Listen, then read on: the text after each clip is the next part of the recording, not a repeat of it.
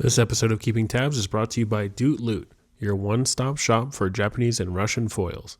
If you spend $100 or more, you'll earn free entry into our online cEDH league this month. So don't miss out and upgrade your deck's bling today. Pride, greed, lust, envy, gluttony, wrath, and sloth. Sloth? What's that? These are the 7 deadly sins. I think there should be 8. There should be 8. It's lying in cEDH. Dude, so true, man. I 100% agree.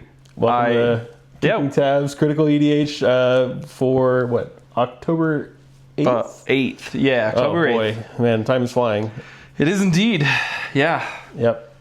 We just had a pretty interesting weekend, at least you did. Yeah, interesting's a word for it. But we'll get to that in just a minute. We've got some stuff to cover. We're still talking about the Fishbowl 6. That's coming up very soon. And yeah, get your tickets now before it sells out. I just bought my flights, so I'm guaranteed going in. Sweet. I might be playing Gwenum. People have been egging me on now. Yeah, I think you should.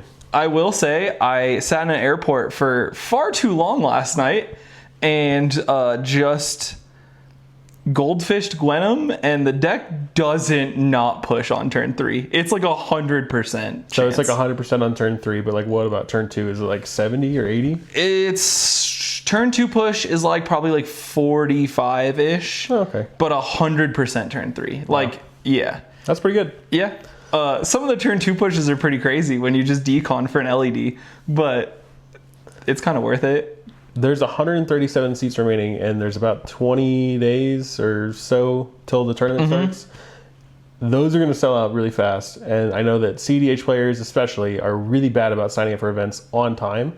So do it early before they sell out, because as soon as it gets to like maybe 3 or 4 days before the event, it's going to be really close. So I heard this story, and this is like a little bit about Fishbowl, but more of just like make sure you get your tickets. Did you know that Snaz, when he went to Fishbowl or to Snowy 3 or Snowy 2, he bought his flights, got here, and then like planned to sign up when it got here, and it had sold out. And so he was part of like the group of 4 I didn't know about that was just like in the hallway playing games. Oh wow. Yeah. I dodged a bullet there because he's a really fucking good player. Yeah, so. True. I didn't know that until I talked to him at Fishbowl, the last one. And he was like, I think I recognize you. And he's like, yeah, I was in the hallway. And I was like, wait, what? Yeah, don't be out in the hallway. Yeah. I mean, if you're out in the hallway at Fishbowl, like that means you're probably eating tacos, and like that's not a bad time. But yeah, you can do that's that true. And play in the tournament. So yeah, you should probably do that. Get your tickets, please. Come play. I think our whole crew is going. It's pretty likely I'm going. I'm still, I don't know. I feel like I have stuff I need to figure out. So we will see. But we have some really cool news. A little side project that I've been working on is called adnos.gg. Yeah, I think it's really good. We've gotten some cool feedback about it. Yeah. It is very like retro, which I like. I am a big fan of old school message boards, and adnos.gg is by us. It's a project by us, but no updates windows. Not now. It's a project that I wanted to work on for a while, because I think that our format is lacking sort of like a home and a place that we can kind of like post things that are going on and talk about some stuff in like longer form content. People can take time and write articles and start doing like deck list primers. Yeah, you can do them on Moxfield, but then you gotta like use the formatting on Moxfield, and that's kind of a pain. Yeah. And also like it's not as open to commenting as it is through here. There's all kinds of different ideas that we have for this platform. And we've fleshed out a little bit of it. So some of it is like having a space for artists to post their art. Or if you pick up some really cool altars and you want to show them off, you can post them there. Because if you post those on like Discord, people comment and like, oh, that's really cool. And then no one ever scrolls up to see it. Yeah. Because you're like, oh, it's just passed you by. So you're either like fully engaged on Discord or you're not. And you're just like, oh, I missed that. I didn't. And then people are like reposting it if they want to show it off again. And then half the people are like, oh, I already saw this. Whereas like on a forum or a message board, it's just like you can just find it and it's just there, or you can like search for it and like, oh dang, I know I posted it somewhere. It's like, oh yeah, I posted on Adnon, so let me go find it. The other really cool thing is the search tool is really, really powerful. So as we start to build a library of different posts and things, you can start to find tournament information from like 3 months ago or 3 years ago or things like that.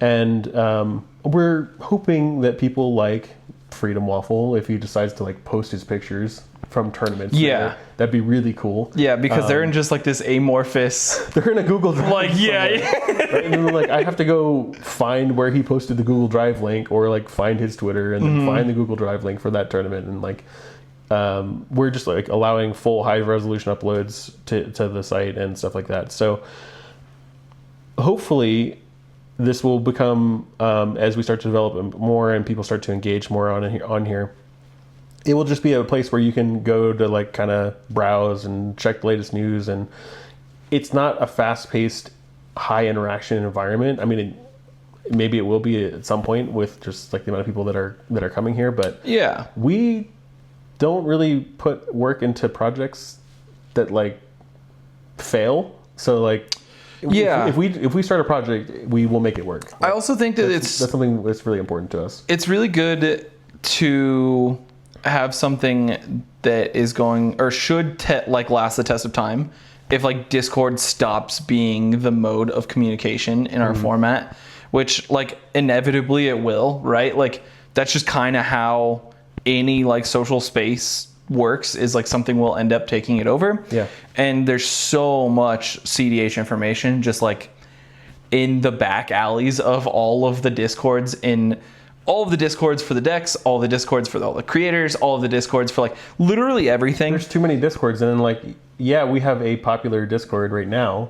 Yeah. But will it always be that way? No idea. And like, there's conversations that are happening outside of our Discord that we're not even privy to. Sure. Right. Like we can't be, because we just can't be everywhere at once. Yeah. And not to say that like this forum is that, but I think what we're both kind of getting at is that it's a place where everyone can kind of share a common space. We can take posts from here. You can backlink it to your own Discord, or if you're on the Tameshi Discord and you're like, hey, I'm working on this cool list, like check out this link, and it's here, and there's a whole discussion about it. Yeah. And it's a place to have a bit more of like permanent conversation and long form stuff, and like more meaningful. It's also just like easier to find, right? Like we've had a lot of people like ask for like, hey, where's this deck list? And it's like, oh, that's something that Logan posted 3 months ago or 4 months ago. Like it's in that channel somewhere. Like I had someone ask to this week or last weekend asking about like Kark Ishai, and I was like, it's in our Discord. Yeah, I will find it for you. Somewhere. It might take me some time, you know, like, and so I think that something like this is a really good idea. The cool thing is that like you can post YouTube videos and it loads the entire YouTube, it embeds the entire video. You can take this entire post and copy a specific link for this, not only this post, but this reply or the initial post, and send it somewhere. Like if you send it to somebody on Discord, it will scroll to that particular reply as you click on it, and then show you the entire thread, the entire context. And even Reddit is really not that great at this. And I know we all have our own opinions about Reddit and places like that, but we're trying to design this space from the ground up to be cEDH focused, a place where our format can have a home. And we're not monetizing it. We're not doing anything like that right now. We intend to keep it fully free and all of the features fully free for as long as we can, which probably is forever. So, it's just a place that like we can start posting things. And it looks like we got the Moxfield deck list working. Nice. Nice. But anyway, I really wish we didn't put this Oops deck on this Adnoz or on adnoz.gg, because my friend is probably playing it at Fishbowl, and he's like, not many people know about this deck. It's just kind of a boogeyman where it's like seeing play. Yeah. And it's really good. It's a really good deck. But yeah, I mean, look it up and see if it's for you. I think the last thing I want to say about it is if you're a creator of some sort, whether it's an artist or if you're a coach, or if you're like looking to sell parts of your Magic collection or trade it, I think that this is a really good place to post those things, even if you're not getting a lot of traction initially, because what you can do is you can take that link to the post and send it out to people. Yep. You don't have to repost constantly in new Discords and upload photos and change your listing. You can change your listing in one spot and just say like, hey, here's all of my stuff I have for sale. Yep. Or I'm a top 10 player and I'm offering coaching services. Check out the adnaz.gg/coaching. Go to my coaching ad here. Here's how you get in contact with me. I think it's really good. So yeah, this is a little project we're working on. I'm sure you'll hear more about it in the future. We did farm some questions from the people that are already signed up. Okay, so we'll talk about that a little bit later for our community engagement and stuff like that. But we'll leave obviously the link in the description, and you can feel free to sign up. Our friends in Fort Collins, Colorado, have their first cEDH tournament coming up. Yeah, I really want to support these guys, man. I first of all, I like that entire group up there. They're all really fun to hang out with, and I enjoy playing games with them. Super nice guys, too. They're super nice, and they have had a lot of trouble trying to get an event started up there at all. And so like shops are just not interested in it, even though, they're just not really interested in playing the event. They're not seeing the positives of it.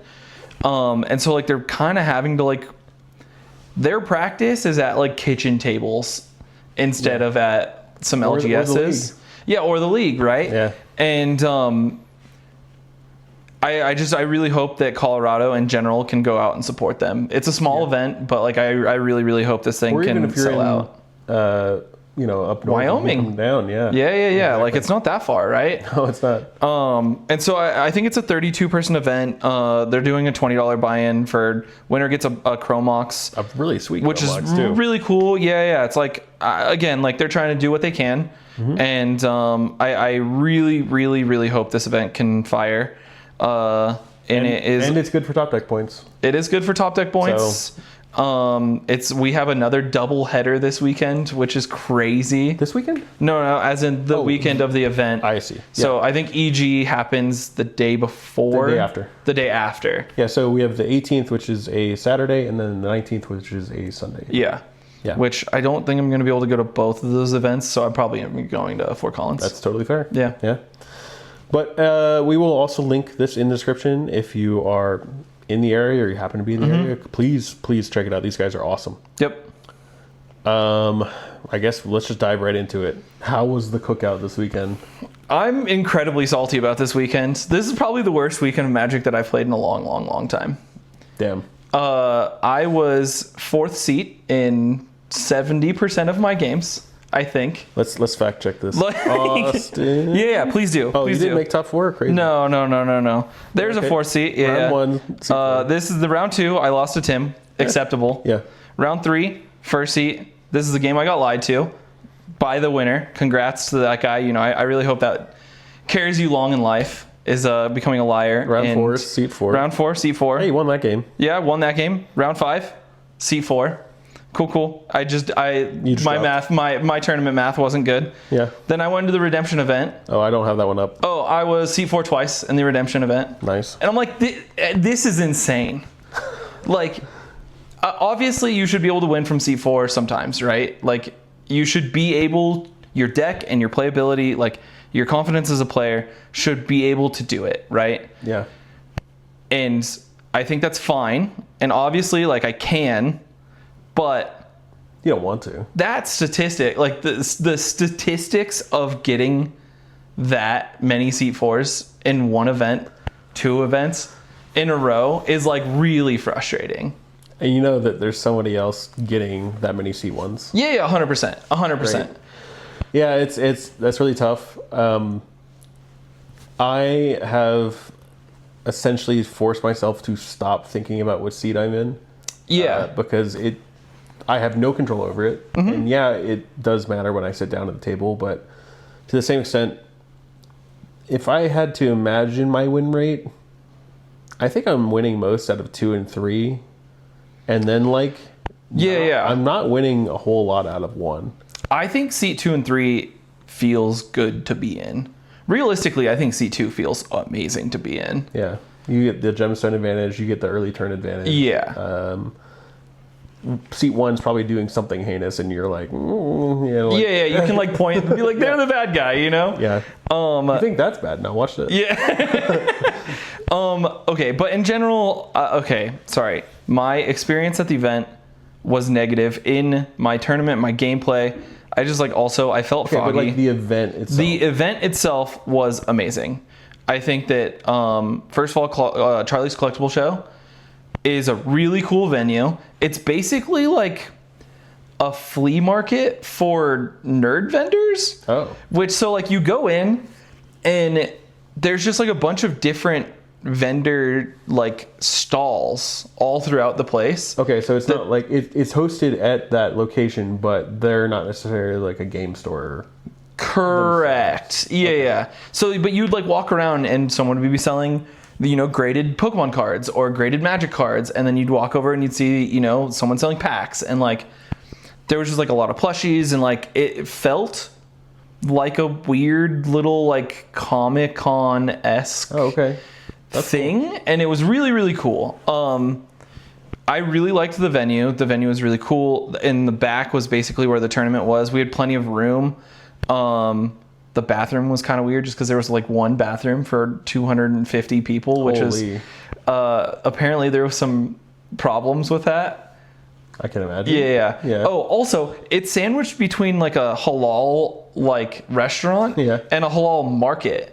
Oh shit. And but you like when you're looking at the venue, you're like, there's no way we're getting 250 people in there. Oh, because it looks narrow, but it's because because like once you go in, then it opens up behind the market. Oh, okay. Yeah. So it was really interesting. It was really interesting. Wayne ran a great event. There's obviously a controversy that happened. We'll get to that in a second.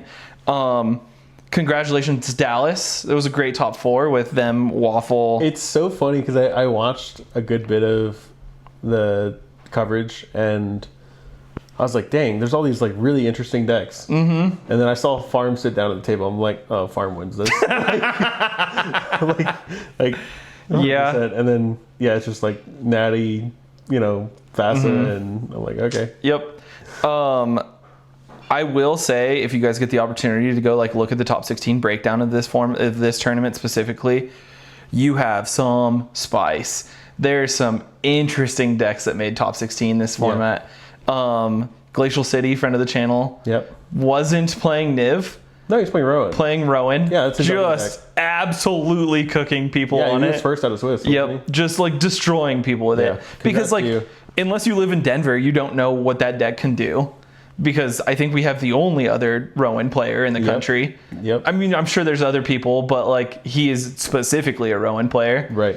Selvala made top 4. Yeah, I saw that. And I think that was his first major event. I think so too. From what I understand, the guy's out of Memphis. Okay. I was talking to some of the other guys. Named Anthony, I believe. I think so. Yeah, Anthony Ingram. But he like crushed out of the tournament as well. Like he did so well. There was some just really, really interesting stuff there. Let's look at the top 6. Like it's Dallas, Anthony, which we talked about. Farm. Freedom Waffle, Pigeon. Yeah. 2 people from Basics. Glacial City, Yep. And then Kevin's at 9th. Kevin was playing Elsha. Yeah. And just like destroyed.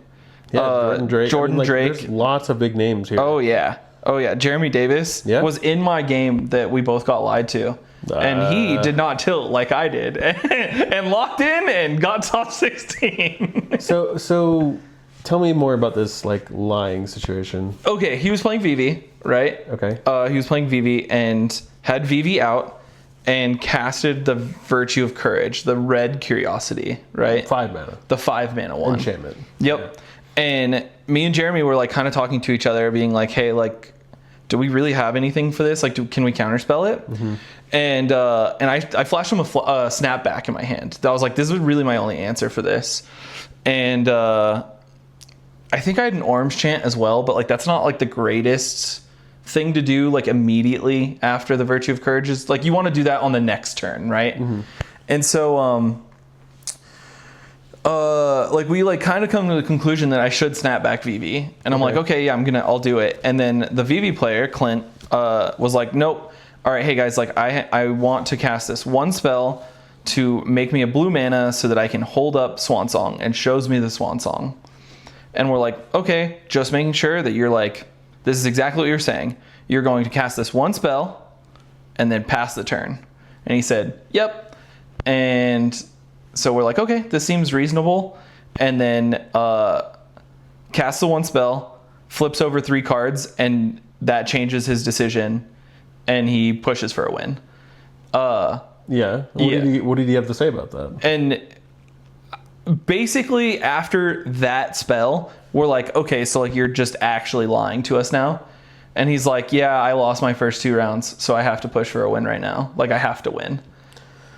Yeah. And it just like goes, right? And we're like, you're okay, so you're just like full out lying to us right now. Like, and he's like, yeah, I'm sorry. Like this is just what I have to do. Did he apologize, or did he just say, no, I'm just doing it? Well, okay, so this is the crazy. So we like accept that we're losing here now because like he's just VV storming at this point. Sure. And after the game, I'm like, hey, so like, do you always just lie, or like is it just a one-time thing? And he said, if I told you, you wouldn't believe me. Like this is actually the first time I've done this, which later in this tournament we found out was a lie in itself. And apparently all of his locals just like know he's a liar, and like he lied later in the tournament, and just like I feel bad for you because like getting lied to sucks. Yeah. But also at this point in the way I'm playing, I think I just snap back there. Like, yeah, 100%. I don't want you to have the counterspell, and then if you know. Yeah, I get you. I after talking to Kevin, because I was staying with Kevin after the event or during the event, and we talked a lot at the airport yesterday. And he's like, yeah, I like just stop playing in a way that people lying to you loses you a game. Yeah. And I'm like, oh, I mean, like, absolutely, that's something that I have to get better at, right? Like, especially after last week's episode where we were literally talking about how this is like probably the next horizon of people that are like going to try to get their percentages of wins, right? Which is really, really irritating to me because like I don't want people like that in the format at all. My current rules are don't ask questions you don't want the answer to, and then if I'm asking a question, I either already know the answer and I'm like just kind of prying for more, or I'm like I want to hear how you respond, not necessarily what you're saying. And then like I kind of already have my mind made up about certain things. Yeah. And like I don't let other people convince me about like what I'm doing. Correct. If I'm like talking, then I'm probably either fishing for information, and like this might sound bad to someone that's watching this, if you're watching this for the first time, hi.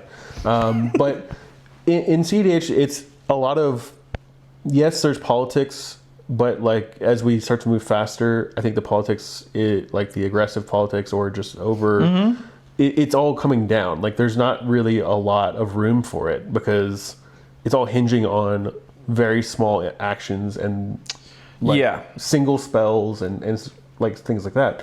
So like an example of this would be at my weekend event. I think I had drawn like round 1 and then also drawn round 2 and round 3. I was pretty on the back foot, and I was like, I don't think I'm going to make top 4 based on my current standing. Like I would have to win, and everyone else would have to do really poorly. Yeah. But in that game, a player was cracking a Wish Claw, and immediately the person across from me says, "Ooh, like I'll just get a land, just give it to me," like And then he looks at me and he goes, "Like, what are you getting?" And I was like, "Dude, like I don't know if it's getting around to my turn, but like I'm not making any promises about what to get with the Wish Claw. Like, you can take your chances, you can give it to me." And the other player's like, "No. It's like, see, he's not gonna make a deal with you." And I was like, but like, would you rather make a deal and then like have someone break it, or like, I was talking to this player, and I was like, you can give it to me if you want. I was like, I might use it, I might not. Like, I'm not even really that worried about it. And I said, he seems like he needs the land for something, right? And he's like, okay. And the other player was like, there's no way to give it to the other player. Like, he just wins the game. Oh, basically. Okay, for sure. So it was between me and the other guy. And so he ends up giving it to me. And like, we go around like another like 2 turn cycles. I ended up using it, but I didn't need it to win. Okay. I ended up winning. But then I was like, see, like, I don't think that politicking over something like that. Yeah. I think players are getting like a little disenfranchised with that kind of discussion. And I know this is a little bit off topic from what you were talking about with like, you know, someone just outright lying to you, but I do think that people are, they're seeking any advantage they can get or any way to win because they're just so desperate they can't convert otherwise, which is kind of sad, to be honest. Agreed. And B, they're also just getting like tired of like the conversation. And like, I know that I'm feeling that way. I'd rather just be like, well, what are you doing with that? Like, I hate the conversation of, well, are you winning on your turn? Or are you pushing right now? Like, I hate that question now. Yeah, like, I'm starting to understand that like mentality. Everyone's pushing, right? Like, if you're not, then like, what are you doing? Why aren't you pushing? Like, what? Like, are you angling for something else? Like, you know, are you trying to blow me out? Like, is that what you're doing? So I just like don't really like those questions right now, and I think there was a time for that where, you know, more mid-range, because you're like, oh well, we have another 3 turns of this before we can do anything. That's a valid question, but now if you're going to ask me on turn 3 if I'm pushing or not, and I look down at my board, I have 6 untapped mana. It's like, obviously, unless I have 2 cards in hand, even then, if you know, in farm, like it does not matter, right? Like you should be able to win with those 2 cards. Yeah, I mean, like I completely understand, and like obviously there's it was a lesson that I needed to learn, right? Like I had not had that situation happen to me as much that like I immediately regretted, or not necessarily regretted, like the immediate of like, oh shit, like that's a lesson, you know, like, yeah, I should just like play as if it's a 60 card format, and like in reality, like if I'm playing that person one-on-one, I'm snapbacking that VV, right? Sure. And like in reality, like that's what I should have done. How are they going to politic you out of it 1v1? Yeah, exactly. Yeah, 100%. And it's like the politics are really starting to happen with working with your neighbors. Of like, hey, what's the best solution? Yeah, it's like I can do this about it because like they're pushing. But I'd rather if there's a counter spell at the table, I'd rather that happen. I'm not asking the player who's at sorcery speed on their turn if they're doing something that I don't like, because the answer is always yes. Yeah. You know what I mean? Yeah. I mean, I just think that that mentality shift happened like faster than I thought it would, right? And it's just something that I had to catch up to in what is a giant tournament. Like I just like did not expect that to happen again, even though we talked about it literally a week ago. Yeah, like, we did. I just didn't think the immediate ramifications of something like that. Something right? we need to be aware of is there's people that watch this show. Yeah. And like that's, I hate saying that because I'm like, oh, you know, someone's gonna be like, oh, well, they're just narcissists. And like, no, there's literally people watching the show. There's 3,000 people that watched our last episode. Right? So like what we're talking about gets out there, whether you agree with it or not. But if we have an inkling that something's happening, it takes a big event to like cement it. Yeah. You know what I mean?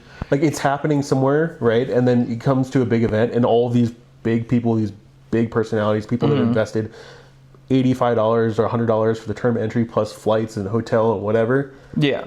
Yeah, these things are going to happen. It's definitely. Events. Yeah. Which, like, by the way, after talking to quite a lot of people at this event, lying was rampant. It was not just in games with me or some other people. Like in round 7, Jonah and Waffle, both from Basics, they were in a game with someone named Duddy that was playing Rogsai. That was just like, yeah, I'll agree to whatever you want, right? Like, I'll agree not to push. Like, I'll agree not to push. Agree with and then, like, if you're just gonna do whatever you want anyway. I guess I think like Waffle blew a counterspell on someone's like push attempt, and Rogsai like agreed. Duddy agreed not to go, and then like went into their turn and was like, yeah, by the way, I'm a liar, and just tried to push, got blown out, which I think is hilarious. And then in the middle of that game was like, yeah, I'm going to concede, and like picked up, like scooped up his stuff and left. And I'm like, that's crazy, but also good. Like, but I don't know. Like I was talking to Ian, and Ian was like, there's going to be people that I'm like not going to cover their deck because I've heard that they like got there through not great means. And I'm like, yeah, I think like this is stuff that like, okay, EDH, whether you are playing competitively or in cEDH or anything like that, right? EDH is a social format. And if you do things that are like not socially acceptable, then you should deal with the ramifications of that in a social manner, right? Yeah. And like, obviously it feels bad to just like say these people's names and be like, yeah, you know, fuck these guys, right? But like, I mean, but no, it doesn't. Like, no. Like, they should be ostracized, in my opinion. Like, liars should not be allowed to be playing. Not necessarily allowed. People should know who like the liars are in the format. I think, yeah, it there's a fine line between that and sometimes people get the wrong perception of people, right? For sure. We've had people come up to people in our group at tournaments like the Heisenberg and walk up to an active game and say, oh, just so you guys know, Jason's a liar. Yeah. And which like, is crazy. What the fuck is that? Yeah. Like, and like, he's a tough player to play against, don't get me wrong. Oh, yeah. But he's not a liar. No. And he is very good with his words. He's excellent with his words, but he's not like, oh yeah, guys, I'm a liar. Here's an untapped win attack. Dude, dude, the Waffle Jonah game, like that happening is, and obviously I'm like speaking in a third person because like I had been told that happened after I saw someone pick up their stuff and walk out, and so I'm like, okay, that seems like a reasonable story, like that makes sense on how that led to this action. But like, I think we can all play in a way that we don't really put ourselves in a position to get lied to. Yeah, I agree. And whether that means that I'm taking like less risk, or if I make a wrong play because like I feel like I'm like, well, I just have to use a spell because the consequences of me not using it is certain death. Yeah, right, if you have the card that you think I have, and I also think you have. I also think that it buddy. How do I explain this? Like, it is a problem with like how greedy we have been for so long, of being like, if it's not a win con, like don't deal with it. And it's like we can't keep doing that. Like we can't just like things are threatening even though they're not win cons. And like in a 60 card format, like you can't just like let tempo happen sometimes. Well, and like, don't get me wrong, like I'm not saying just like counter every Ristic Study, because like that also leads to every other problems. But like letting Vivi have a Virtue of Courage, it's like tempoing someone a turn there is probably even the right move. Yeah, especially when I'm playing like a type of like farm deck where I'm like farming resources. Yeah, time walk them. Like, yeah, like I should time walk that, right? Yeah. And I don't think I should like feel bad about doing something like that.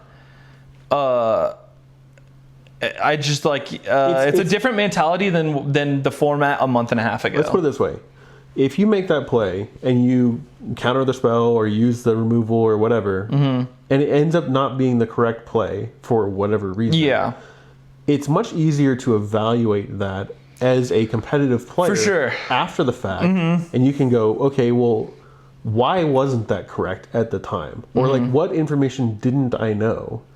At the time, and like maybe I should reevaluate that differently later. How do you evaluate someone lying to you? Yeah, exactly. You can't. No, because then you just feel bad. You're like, well, I didn't play wrong. Like somebody just kind of forced this upon me. Yeah, and I've like, maybe you played wrong in that you made a deal or whatever. Like, I'd rather make the incorrect play and then suffer the consequences of that later. Right? But like I said, I think the politics really comes between you and like the person sitting next to you that's also trying to work someone to stop from winning. For sure. So, yeah, I don't know.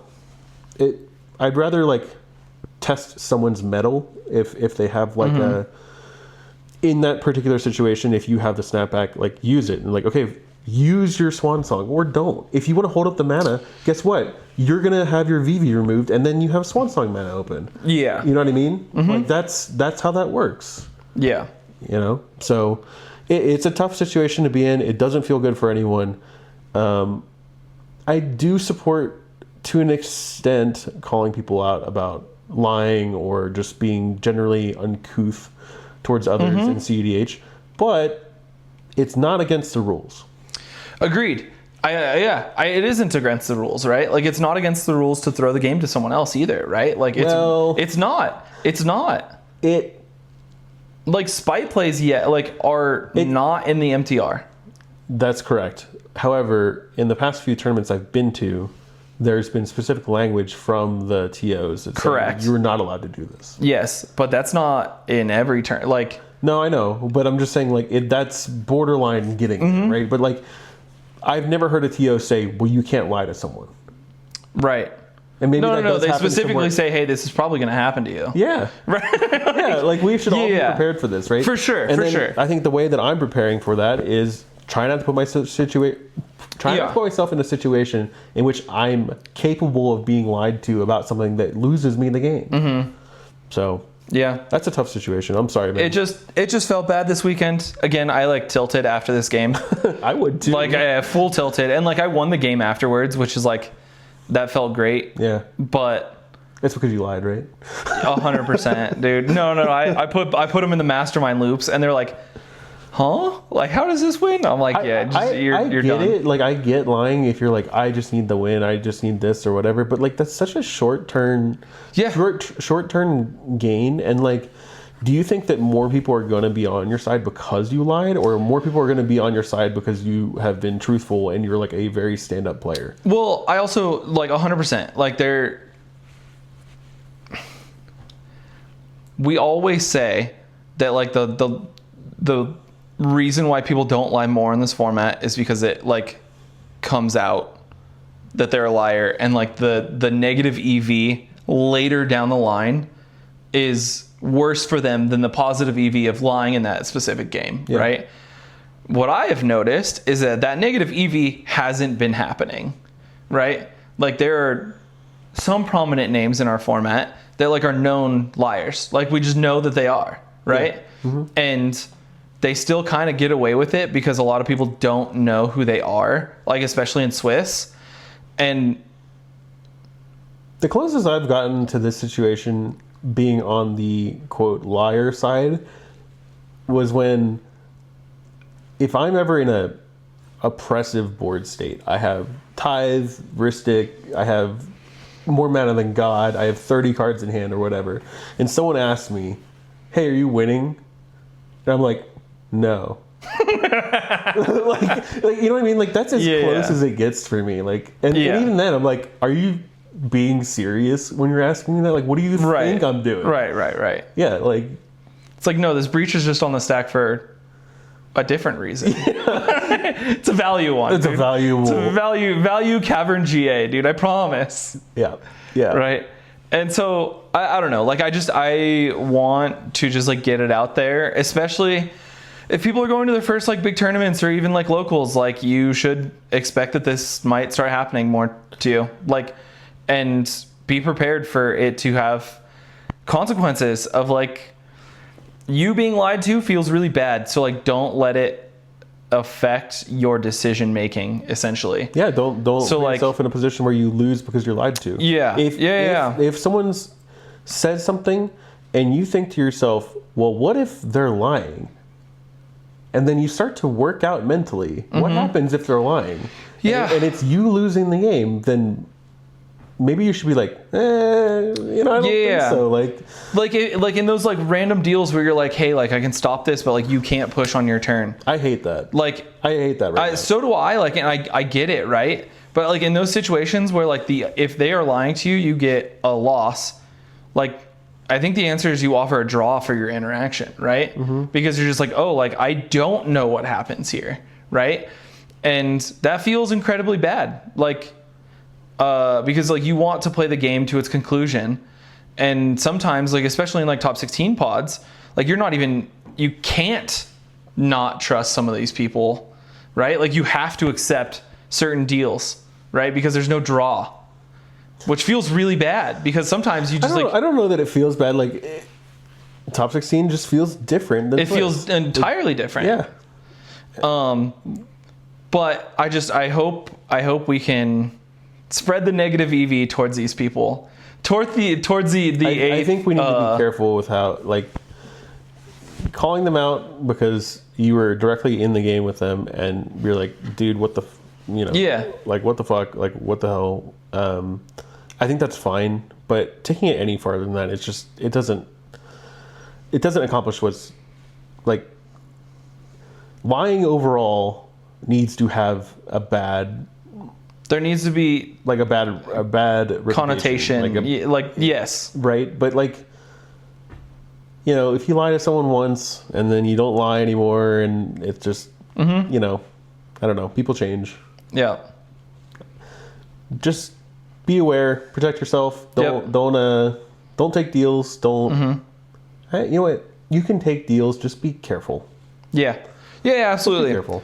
I will say on the positive end, I got to meet a lot of really cool people. It was really, really fun. I actually got to meet someone that used to like go down to, they were like part of the Iron Lion crew in the Springs, and now they're out in,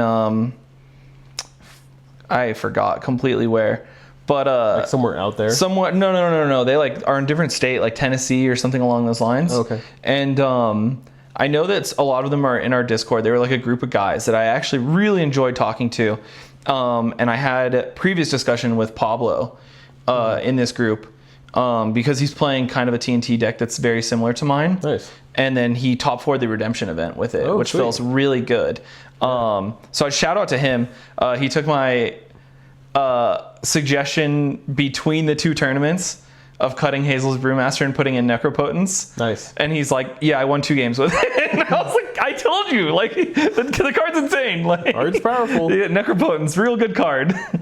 Anything else to say about sort of this event? I know we'll talk about it a little bit later as well, but I don't think so. Your kind of experience overall. I don't know. No, I mean, like it was a fun time, right? Like I need to take the negative opinion of like my play out of it and like my variance out of it. And it was a good time being at the cookout. It was a good time seeing my friends that we don't get to see very often. Like I really enjoy seeing Jordan and Lily. I really enjoy seeing Waffle out there, and like seeing Ian, and like getting to connect at these big tournaments and just socializing is the part that is the best part, right? Like competing is very fun and I enjoy it so much, but I mean, it's like very cliche, like Magic is nothing without the Gathering. And the Gathering definitely happened this weekend and it was a blast. Awesome. So. And like sharing the trials and tribulations of your event and stuff with friends and people that you only get to see at these events and stuff is always fun because commiserating with people is great, even if you're not doing well, but everybody has a story to tell about their experiences in Swiss or oh man, I just had this top 16 game and like I was so close, but like I got blown out by this thing, and or I fucked up this play or whatever. Like I had just hearing those stories is so cool. My like round 5, we were playing against there was a TNT, a Sisse, and then a Shorekai, and then me and TNT in 4th seat. Naturally, that's just where I sat for so many games. Sure. And Sisse at one point had double activation with Sisse being a 7/7. Put an activation on the stack, and me and Shorekai obliterated this board to the point where he had 3 activations eventually, and they were all to get 1-drops. Like he ended up like getting a 1-drop, and we're like, all right, now we got to remove that piece, so he gets another 1-drop, and just like he actually, the Sisse player, almost still pulled it out because after that turn that we obliterated the board, Shorekai ended up having Minamo, Tezzeret, and One Ring, the new Tezzeret, and just drew like a billion cards as that deck does sometimes. Yeah. So it gets around to like me, and Sisse like starts developing, and he passes the turn, and I was like, hey man, is there any way you can put a win on the stack? Because if Shorakai gets Back to their turn. another 3 untaps with the One Ring, there's 0% chance we get a point, right? Yeah. And he's like, I have this, and he shows me a SWAT, and he's like, if you can put a win on the stack right now, then I'm good to accept a draw. And I was like, all right, I'm gonna do some things that are very scary. And so I cracked E-Zone and put a Culling Ritual on the stack immediately, and it resolved. And I was like, oh, wait a second. I thought you had more interaction, friend. Yeah. And I ended up like putting a Thoracle Decon on the stack because Sisse tried to win on top of my first attempt. Oh, really? And I was like, okay, first of all, acceptable. Yeah. That's fine. Because he had a billion mana from like previous, like before, like all of his creatures gone. And so I Thoracle Deconned, and I used my only other 2 blue mana, thinking Thoracle was fine on the battlefield. And Shorakai subtleties it. Oh. And I was like, no, subtlety, dude, that's your piece. Like, no wonder the Culling Ritual resolved. Jeez, dude. Yeah. And so but that was a fun game. Like I had a blast playing that game. And so yeah, that was a good time. Nice. I had a really good time at the event, minus my negative interactions with people. So yeah. Speaking of good times, we're fully into the October 2025 league. Yeah. We're not quite at the 500 player mark, but we're projecting that's probably where we'll get to. We're at about 415 players right now. Yeah. And the crazier stat is that we're at over 700 games in 7 days. Yeah, it's pretty wild. It's it's like way more than the average last month. Yeah. I like don't 20 know. more games per average. And there were games firing during the cookout. And I'm like, aren't you people supposed to be at the cookout? Yeah. I was at the airport very late last night because of crazy delay. And I think at 2 a.m. in Atlanta, there was 3 games happening. And you're just like, what is this? Is crazy. There's something that I haven't even talked to you about, but we do have those 2 passes to Frenzy as well to give out. And I think we're going to do at least one spot will go to the top point leader again. Okay. I really liked doing that with Fishbowl this last month. Yeah. I think it's something that I want to try kind of like consistently. From what I understand, there might not be a big tournament that we can partner with in December. Yeah. But I plan on reaching out to TOs constantly and trying to get that out. Or if you're a TO, feel free to reach out to us. Yeah, absolutely. We kind of somehow like fell into using the league as like a qualifier for a tournament. Yeah, I think it's really cool though. It is like really, I think really like, cool. Like especially like the top point earner of the league being able to like get a qualifier in there. I think it's really cool. You have to grind in order to get top points. Yeah, absolutely. And like there are people that will bite at your ankles trying to climb over you if you don't keep playing and winning games. Yeah, absolutely. Also, congrats to Jace that got it last month. Yeah. I don't know if Jace is going to the Fishbowl, but he does have that access to an entry. Nice. I think he's giving it to someone if he can't find a cheap place to stay. So, but regardless, I think that's like a really cool thing that is part of the league. That if you can like top the league, just even not even win the league of that month, like so top we it do, on points. We do top 16 and then top 4 after the the dust settles of 30 days of Swiss. But like Austin's talking about at the end of the main section of play, whoever is just at the top points, that's who's being awarded this prize, which is very hard to achieve. Yep. We have all different kinds of partners. We'll just go over it real quick. Top Deck, cEDH TV, Hummingbird, Alters, Casting Cost, cEDH, Strictly Competitive EDH. We thank all of you guys for partnering, and we just love working with you. This month we've already unlocked the 400 player goal. We're shooting for the 500 and 600. There's some stuff that we haven't announced yet that will be added to the prize pool as well. And obviously, you get a Landgo Invitational invite if you win the league, which is just an amazing prize. I found out those dice are very, very expensive. They're like super nice and like they're glass, right? A set of 6 dice is about, not customized, they're about $100. Ooh. Yeah. So, yeah, you should definitely be competing for those. Also, you get a altar by Hummingbird and signed Manifold and all kinds of So much stuff. pricing. So much pricing this month. But we've had some people talking to us about the league and saying like, well, I'm just like not sure, or like I'm kind of new, and Go play games. yeah, please just go play games.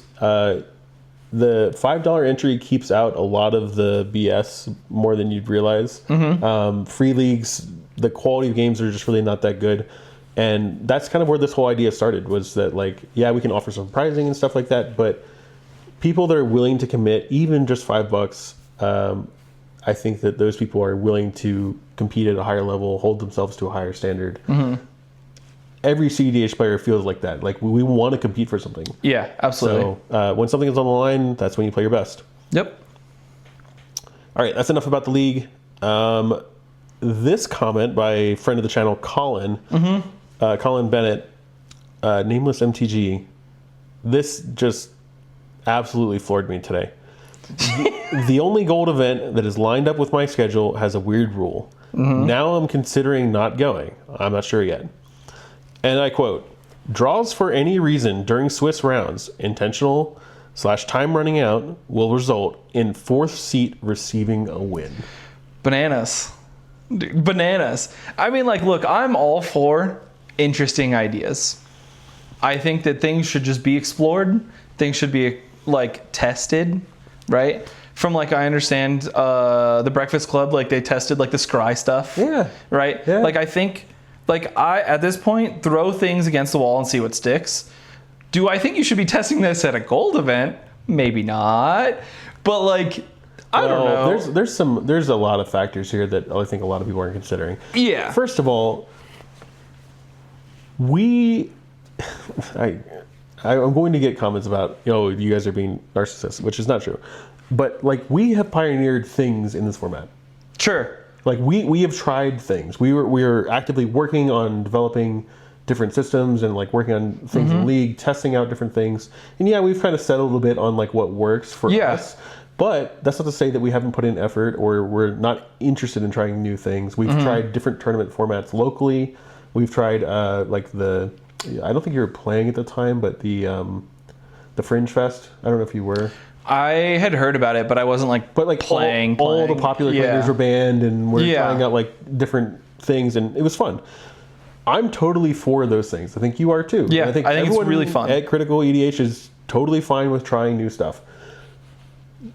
There's nothing competitive about giving someone a win. Yeah, I agree. It screws up ELO. It screws up opponent win percentage. What did the dynamics. The player do to deserve a win other than variance, like other than the software? Yeah, but like sending someone into if I win in another pod at seat 2, and then some nobody wins in by seat 4 by holding the pod drew. Yeah, by holding 5 pieces or just of plays interaction. win-conless stacks. Yeah, for sure. What are we doing? Yeah. I mean, like I said, I think it's a cool effort to try to address some problems in the format. Do I think that this is what should be done? Probably not. But I think that I think it's like a cool idea. I just don't think it's correct. No, I don't. I won't even go that far. It is not a cool idea. It's trying to address things that you deem to be a problem is fine. Here, I even commented below. I said, not every idea deserves consideration. I mean, the issue is, I don't care that they're trying something new. The problem is that the idea is bad. Yeah. And ideas can be bad. There's no, sure, there's some gray area. Like, there's good ideas, bad ideas. I don't know. Like, we'll see how it turns out. This is bad. How can you argue? I don't know. Oh, we lost the camera. No signal. He's like back to the lap, dude. All right. Sorry about that. We had a bunch of devices just die. They're fixed now. They are fixed now. Okay, what were we talking about? We were talking about bad ideas and not having to be listened to. Yeah. Yeah. I just think that, like, maybe if you're a tournament organizer and you're, like, thinking about this type of thing, run it by, like, a focus group. See what's... Yeah. I mean, again, I don't think that it's like if you're going to test something like this, test it at like a bronze event and see that it's going to fail and then accept that it's a bad idea. But you're not going to have enough players to know that it's like... I think you'll get bad feedback, most likely, right? Yeah. I'm just worried about the integrity of like the championship series and stuff like that. For sure. I think that, yeah, if you draw in fourth seat, let's say, hey, you were playing in fourth seat how many times this weekend, right? Oh, it'd been so easy to get so many points from fourth seat. Yeah. Like, especially in my deck. Oh my God, it'd be so easy. I know. So I would just caution that, like, this is not a good idea. And I think some of the comments about this were like, hey, if you're, like, they're trying to solve a problem. And I'm like, what problem does this solve? This causes like a bunch. This causes more problems than it solves, for sure. So, I don't know. Yeah. Wanted to talk about that. I thought that was kind of interesting. Hopefully, maybe the TO changes their mind, or maybe they just see that. Also, just shout out Colin's Twitter. Yeah, it's really good. It's really good. Like, follow him. He will post interesting stuff pretty much daily, so. Yeah. Oh, look, Ben says, I'm kind of surprised they can run an event with that rule set and still be part of the circuit. Yeah. I think a lot of players are looking at this and going... Like, question? Yeah. Question mark? All right. I think we got to hit the heavy stuff. Yeah. This is a tough one. Oh, cool. I didn't realign the camera perfectly. That's nice. Oh, well. If you're watching this, deal with it. Yeah, so an incident happened on stream at the cookout involving Max Sternberg, aka Wounded Satellite, in which there's a whole Reddit thread of factually what happened. Correct. Which there's not a dispute about what happened. Essentially, opened with Land and Lotus Petal, which is a Dryad Arbor and Lotus Petal. Went into turn 2, played a Verdant Catacombs, shortcutted a fetch for a Taiga. Yep. Which is a normal thing to do, I want to be clear. Yep. Shortcutting a fetch is totally fine in most cases. But we'll talk about that in a second. Plays, so it's 3 mana. Plays Relic of Legends, sacking Lotus Petal, tapping Dryad Arbor, tapping the Taiga. Invisible Taiga. Yep. Plays Rograk. So now he has 2 mana available to him. Plays Thrasios. All very normal, very like Yep. Thras things, right? Cast Crop Rotation. And at the time that he's casting Crop Rotation, he's asked by an opponent, how did you pay for Thrasios? Yeah. And he goes, the Relic and the Rograk. Right, okay. Which is correct. All correct. All very above board. Crop Rots sacking the Taiga, which has not been fetched yet. Correct. Okay. But the problem doesn't pay for the mana. Does not pay for Crop Rot. Yes. And so gets Cradle to the battlefield. And then so now we're back to 3 mana because we have 3 lands, or 3 creatures, excuse me. We have Dryad Arbor. Well, we have Thrasios, what should be 3 mana. What should be 3 mana. But is 4 because he hadn't... 4 because we have an untapped Thrasios. Correct. Thrasios must have been tapped for the crop rotation. Yes. So this all plays out on stream. You can watch the replay. I highly suggest you do because there's lots of interesting things to analyze about this whole situation. But speaking from more of a news reporting, factual perspective, I'll just continue going through what happened. So anyway, untapped Cradle, untapped Thrasios, that's potentially 4 mana, 3 of green and 1 of any color. And then goes to play a Growing Rites of Itlawak, tapping Cradle. Yep. everyone passes priority on it and goes, wait, no, I want to play LED first. LED first. The table doesn't say anything. He takes it back. He plays LED, plays Growing Rights, responds to the ETB, cracks the LED. So now he has 4 mana again. It says your laptop's not plugged in. Nice. So because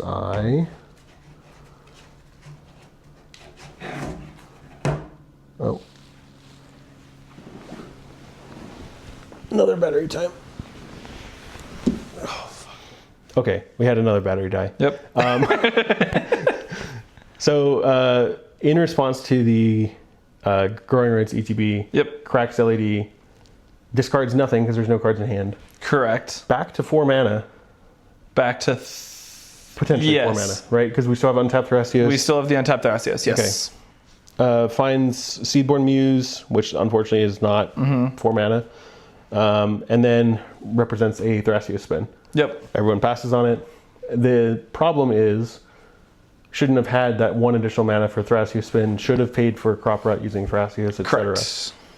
Now, because of Max's reputation, which is, various things and have happened in the past, and also, let's be frank, he's rank 1 in ELO.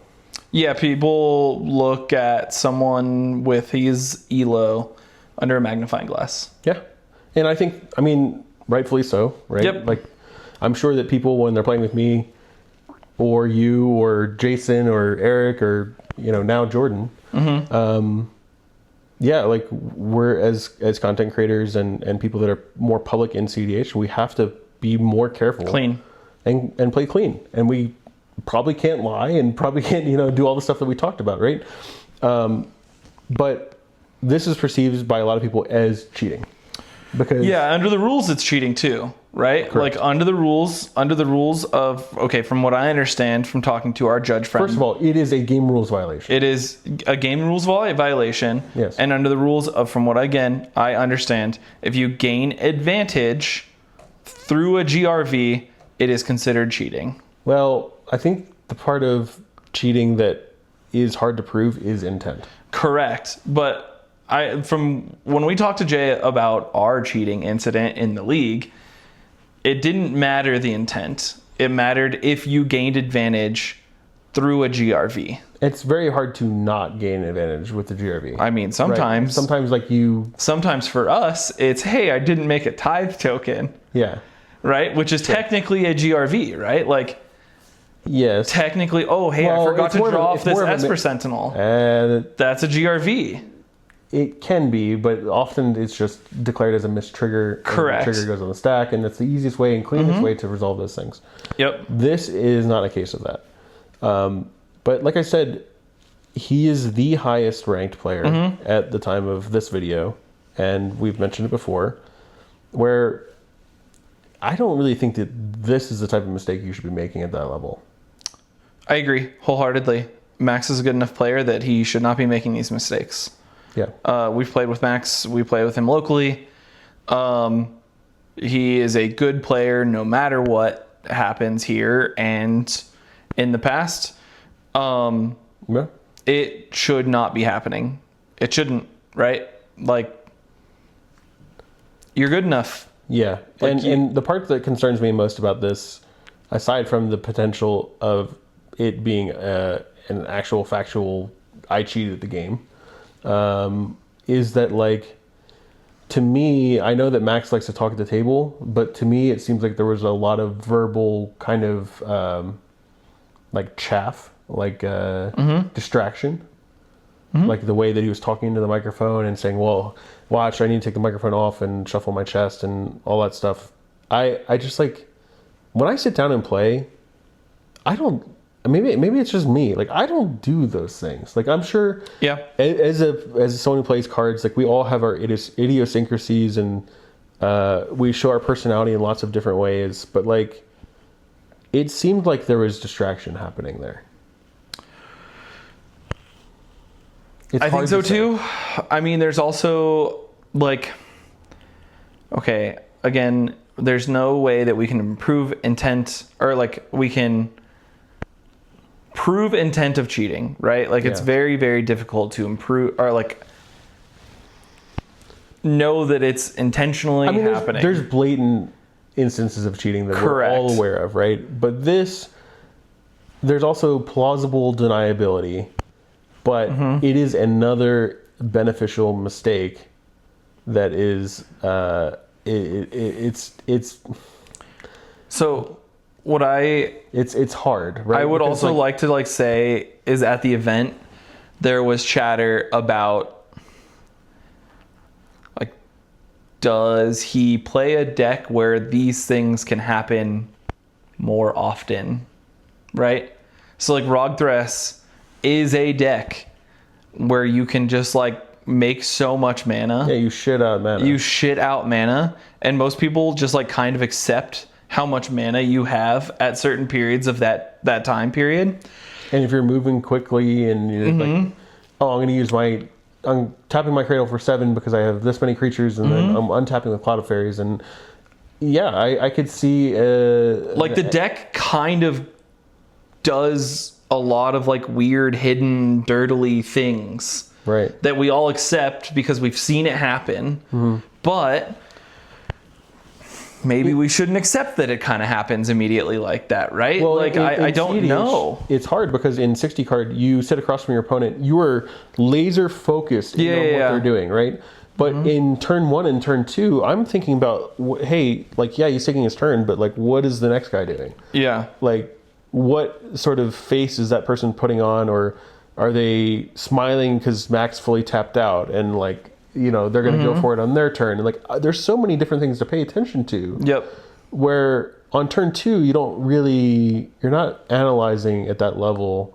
And it's totally different when you're watching on stream. And if you read this Reddit thread, there's so many people commenting like, oh, I saw that like immediately. It's like, bullshit. It's like, no, like, dude, especially because like, okay, if you're in the game, you're looking at your cards, you're looking at your opponents, like you're looking at the other opponents, like you're looking at, there's so many other things that you're looking at, right? That like we're thinking about. Yeah. We're listening to. I've started wearing, I mean, you've seen me. I've started wearing one AirPod, and I'm like listening to rap music that I know in my one ear because I cannot even hear. I don't want to hear the table next to me. Yeah. Like I need to be focused here. Like I don't want to be focused over here. It's hard. Like it's really hard. It's really hard to like see something like this happen. If you watch this stream, I guarantee you 9 times out of 10, if you're not paying attention, like you're, you know, on your laptop or something, you're watching the stream, you're never catching this. Yeah. I will tell you straight up, if I was in this game, there's 0% chance I catch this. Same. Like maybe not 0, but like 10%. That's what makes this situation rough, because Max has had a rough and storied history in this format, and is a very large personality in many ways. And there's a lot of people that don't like him. There's a few people that do like him, and I totally get it, right? Like, he's local to us.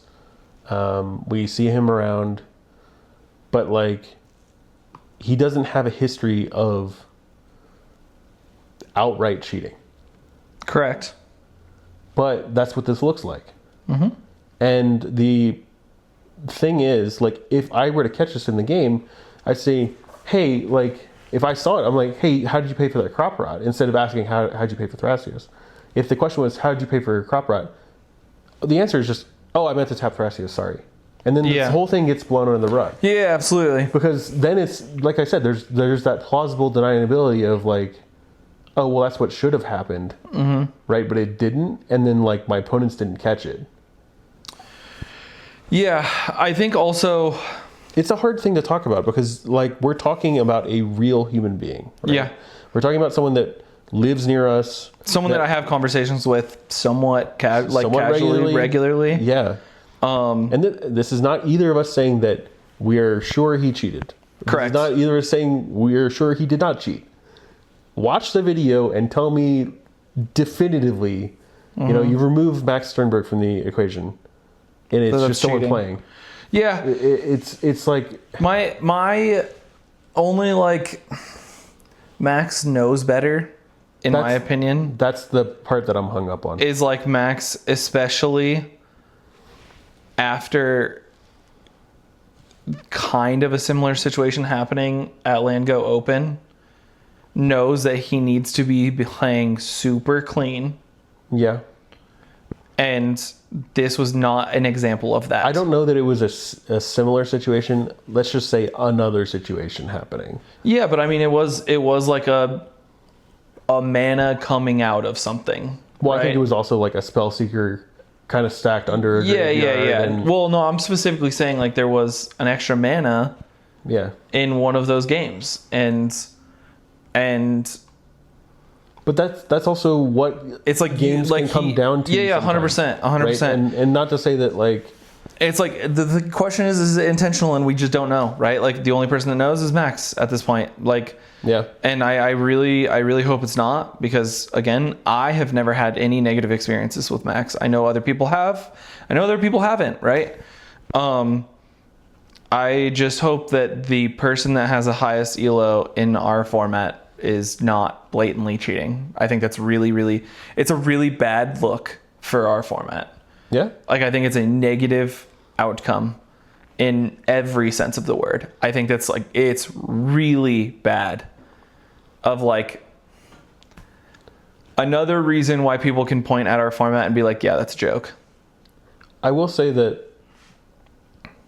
another concerning thing to me is I mentioned you can take back spells, but when people pass priority on a spell, you can't do that anymore. It's gaining information. Yep. You're fishing information. Like that's an angle shoot. Yeah. And from what I understand, I mean, like we have a pretty decent sized European contingent in our Discord at this point. Yeah. And they're like, yeah, you would get called on a judge by that, like 100% of the time. Yeah, if I'm setting the table, I'm like, oh, no. Yeah. You can't do that. You can't do that. No, sorry. And then the part that I don't like talking about is the reaction to this by Max. Because we're not here to judge character and stuff. Yep. But if you make a mistake, or if I make a mistake, if I make a major mistake on stream, take it on the chin. What? Take it on the chin. Not only that, but like, I'm like, okay, I'll drop from the tournament. Like, I'll, if I won anything, here, have it back. Like, I don't. Yeah, I think. I mean? Like, I think it's a Memo. Memo did that, right? In like a tournament like 2 years ago. Yeah, I heard it. I think it was Memo, right? Like, at least I know that that was on Twitter. Yeah. Yeah. In the same kind of conversation when this was happening. And he, like we all accept that Memo's not a cheater, and like he gained advantage through a GRV, dropped in the tournament, and was like, "I'm sorry." Like, yeah, but there's nothing else to be said. Like, I made a mistake. Like, the game is infinitely hard. I'm going to make mistakes. I have made mistakes. Like, Same. There's a time when I mulliganed, drew 8. I immediately called a judge. I said, I accidentally drew 8. Yep. I see 8 cards in my hand. I did not intend to do that. What do I do? And there's like, yeah. Right, but like I could have been like, oh no, I'm keeping 6. Here's 3 on the bottom, or yeah, exactly. I mean, like it's not, or 2 on the bottom. And then, is anyone watching my mulligans like a hawk? Like, no, you know what I mean? Like, no, they're looking at they're articulating their own hand, being like, does this do anything? Yeah, I don't feel like if I can't win without making mistakes, or if I can't win without like screwing other people over, whether it's lying or it's this or it's angle shooting or it's aggressive politics, like I don't want to win. Yeah, I also think like it really just sucks because it puts into like question like why he's so high in the elo board, and that hurts, right? Like that's not something that we ever want. No, you don't want to have to question things like that. Like, yeah, you don't like, you want your win percentage, your conversion percentage to be undeniable, and and at this point it's not anymore, which feels really bad. Yeah, it feels bad that the quote unquote pinnacle of player in our format is in this conversation. Yeah, in this gray area. Yeah. Like, I hate it. I hate it. It's not, yeah, I don't like it either. But it's not just unique to our format. No, I know. Some of the most prolific cheaters in Magic have nothing to do with cEDH. Yep. And they've been cheating, and people have known about it for years, and they've never been banned, or they have been banned and they've returned and they still cheat, or who knows what. Like, there's just crazy. You can watch any amount of YouTube videos on prolific cheaters in Magic. And this probably happens in other card games. It probably happens in poker and you know, I don't even know if it is really possible in games like that, but it's the same as like performance enhancing drugs and sports and like everything. It's just everything. So I think it's on us on how to deal with this sort of thing. Yeah, I mean, this is like the negative part of having a Mickey Mouse format that Wizards they don't want to touch with a 10-foot pole, right? Like, they really don't, and that is a good thing, because every time something like this happens, it gets farther. It becomes an 11-foot pole, and then a 12-foot. But then also, like, if they did touch it, then we lose like half our player base because proxies aren't legal, and like, there's so many negative things about Wizards not being involved with us at all, right? But something needs to happen. Right? Like, I know that, again, there was conversation this weekend about like, hey, like, all of the big TOs, like, they need to get together and have there needs to be an outward decision about like what happens in situations like this. Because, like, yes, this TO made a decision to disqualify them from the event, but like, what happens? And we had this conversation next? We had this conversation with Temujin, right? And like, we have a decent relationship with Temujin. I like Temujin, but like, there's no committee, there's no decision, there's no like, there's no nothing that's like, hey, how do we navigate? Hey, I have news for you. We're TOs. Yeah, I know. We're regularly TOing one of the largest events. Yeah. Yeah, I mean, like, yeah, and it's just like, I don't know what happens from here when it comes to how to handle this. Yeah, like, in the long term, like, I really don't. I hope something happens. A lot of stuff up in the air. Yep. I did want to at least give Max the courtesy of showing the statement that he made about this, which I will verify. This is absolutely true. What? Like, all the whole, like, him not sleeping for 35 hours, him going to a concert. Like, I talked to him personally at the event, and he like, yep, this has been his story the entire time, even before. Sure. I don't doubt his story. What I have concerns about is maybe don't go to one of the larger events and after if you're like so sleep deprived that this type of basic thing can happen to you. I think that like. But also, like, this is like statement, and again, I think read it, take it with what you will. Like, it's not taking accountability of a GRV what happened. Like that is worth a DQ. It's I take issue with that. Oh, Baldy decided this was DQ worthy. Like, no, that any TO would DQ you for this. Yeah, that's what it comes down to.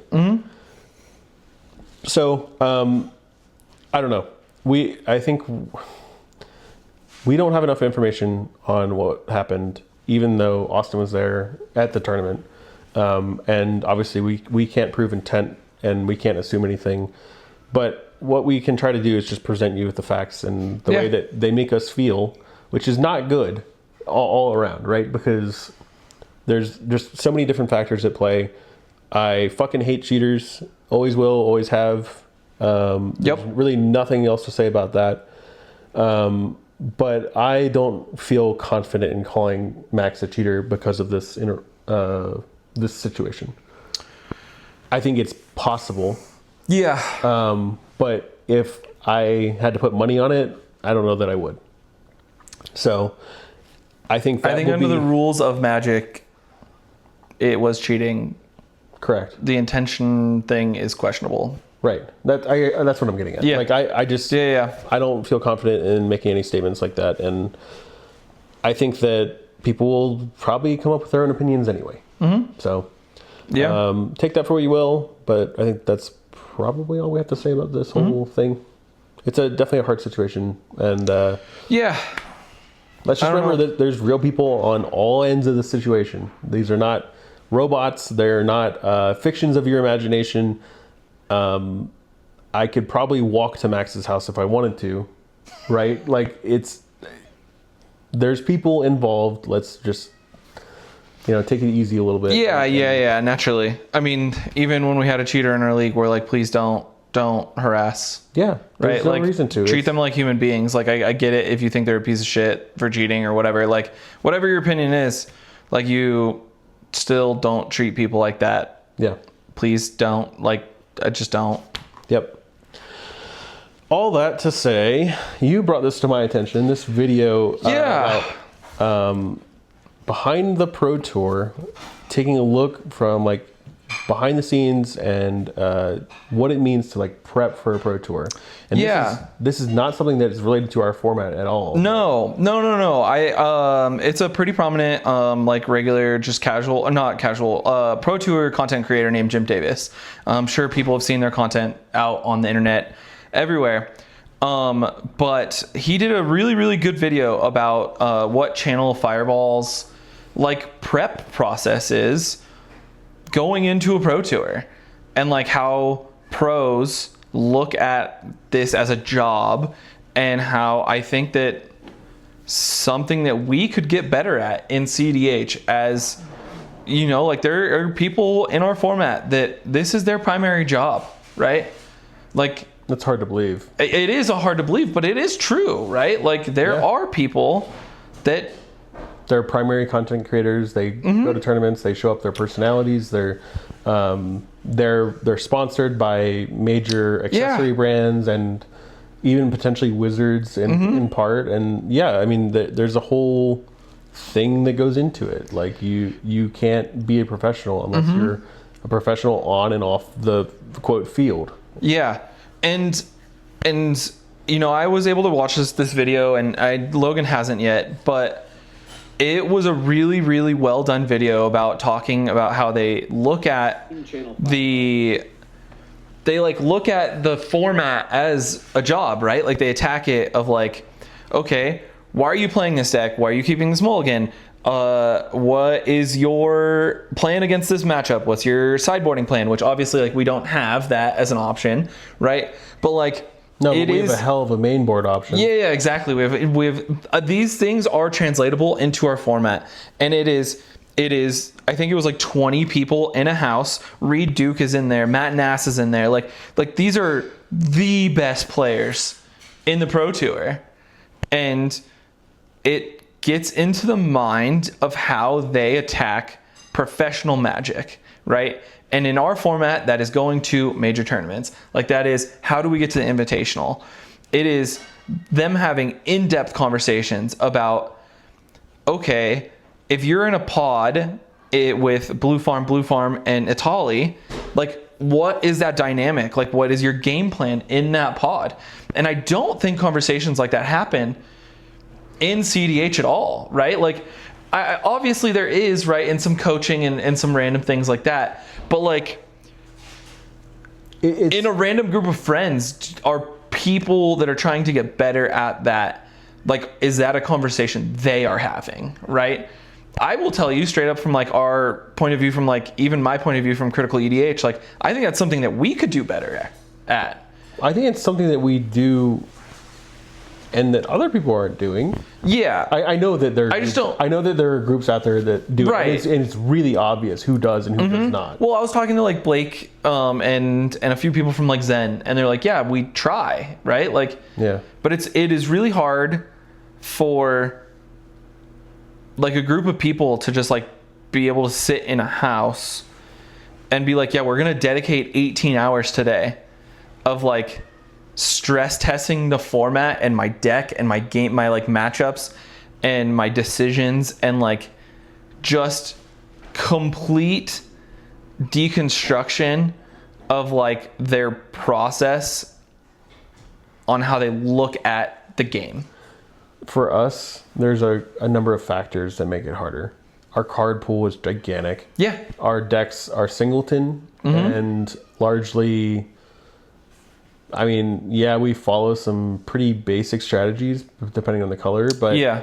but also like you have so many different factors that just throw a wrench into your plan because not everyone in CDH is playing a meta deck.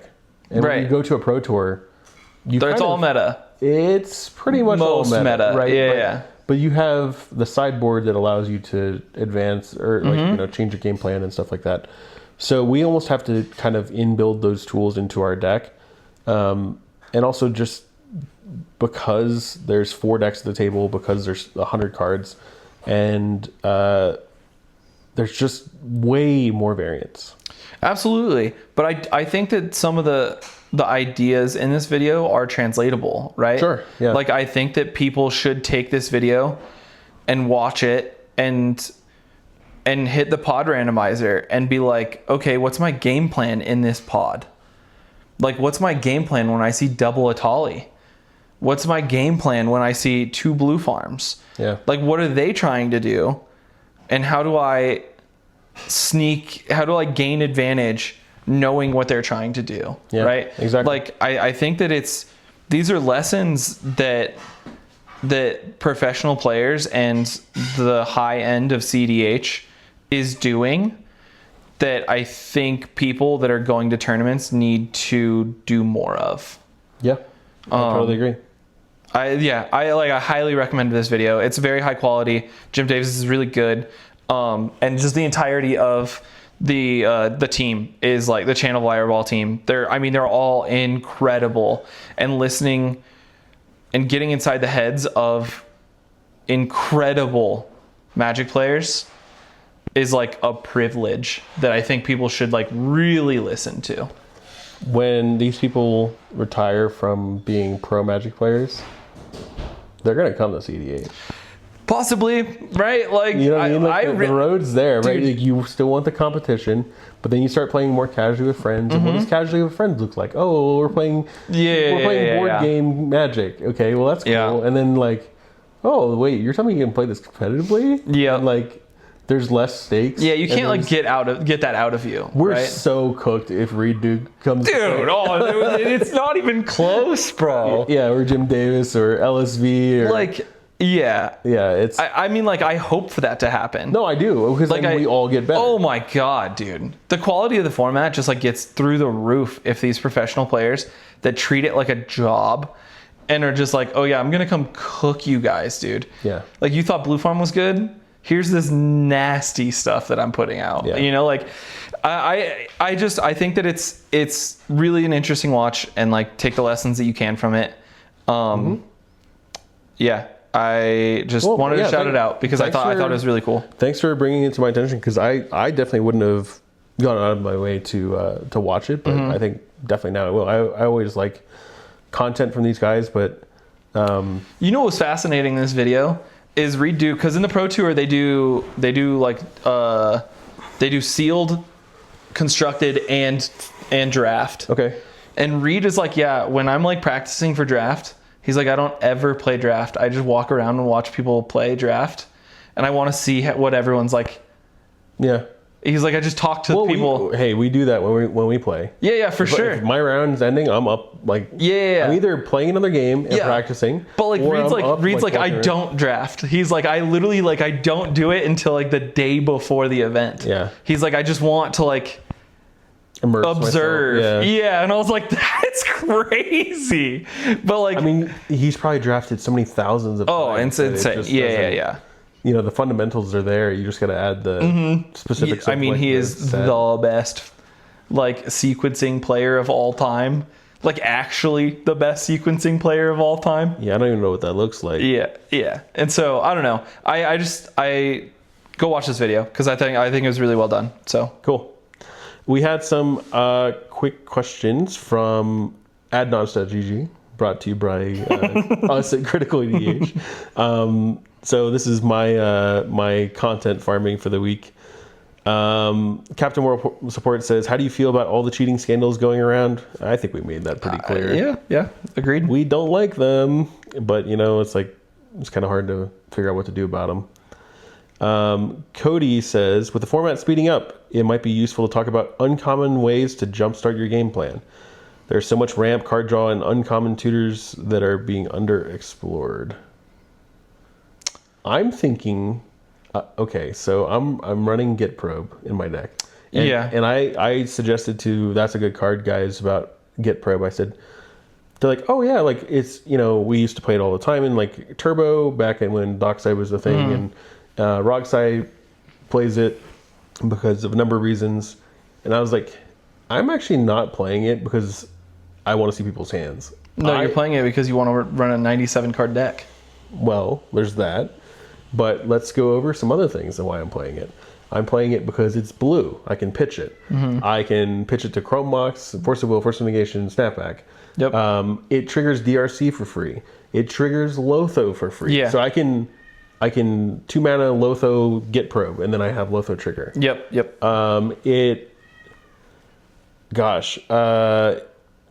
It can draw me my top deck tutors.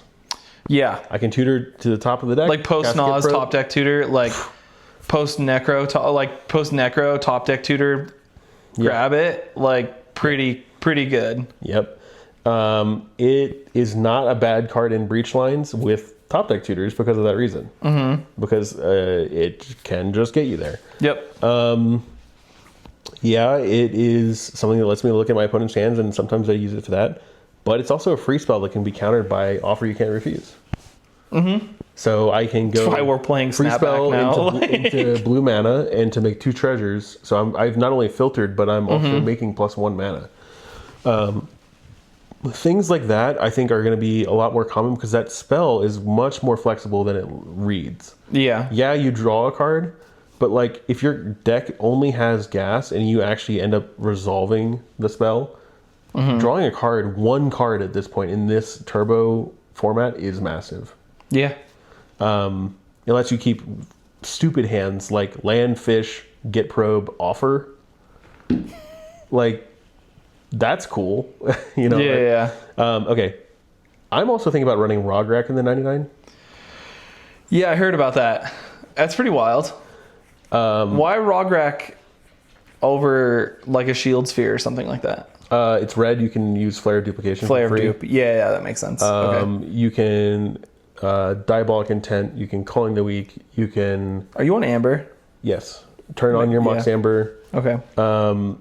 I think it just overall feels pretty good. Also, same thing. You can second spell Lotho for free. Yeah. No, I think those 0 mana creatures in black deck specifically are really good. But it feels weird running it in the 99. But then I was thinking about like, how many times am I casting Rograk on a Turbo Rogsai? Like maybe once or twice. Yeah. And like, okay, that seems fine. Also on breach lines, it again enables things with breach that you can do with like Diabolic Intent. Yeah. Or Calling the Weak if you just need to make enough mana. Because I don't have another 0 mana creature. Right, like I don't care if he goes to the yard. Shoot him with Bowmasters, like whatever. Like You're like, I want it in the yard, right? Like, it does not matter to me. Yeah. But I think that these tools that are not like so common in the 99 are going to start to see play where people are playing it like a more technical level and starting to really push the edge of like what's capable and what's possible in these decks. I will also say, at the cookout, I expected a lot more turbo than there really was. And like, yes, we saw Ral and Rowan make 3 of the top 16 slots, and there was some like Rog size and stuff up in the top 16 slots. But like in the pods and in the conversations, like talking to people, it was less prevalent than I thought it would be. Which is interesting. But the other thing that I noticed at the cookout, and this has nothing to do with this conversation at all, Semi-Blue is dead, dude. It was never alive. That was never alive. I don't think there was a single Semi-Blue deck in the entirety of the cookout. So, yeah. Thrifty says, should Adderall be considered a PED? What are some of your favorite performance enhancers to partake in before tournaments. Mine are 8 hours of sleep and a hearty breakfast. I mean, I don't have a comment on the Adderall thing. I mean, I think most people have taken Adderall for one reason or another. It is certainly a PED. Yeah. Should we do anything about it? No. Mine would be 8 hours of sleep. Like actually, maybe cutting LobbyCon short a little bit and getting some sleep. Can't do that. Yeah, getting some sleep and having some coffee and. Honestly, my favorite performance enhancer lately, I think a little bit of nicotine is great. Like a 2 milligram like Zyn or on like little pouch. Yeah, it's fantastic because it really just kind of like calms you, like locks you in, and that's from someone who I've never smoked and. I will say the last time when we were at Fishbowl, after I crashed out day one, I had some psilocybin, and my day two felt real good.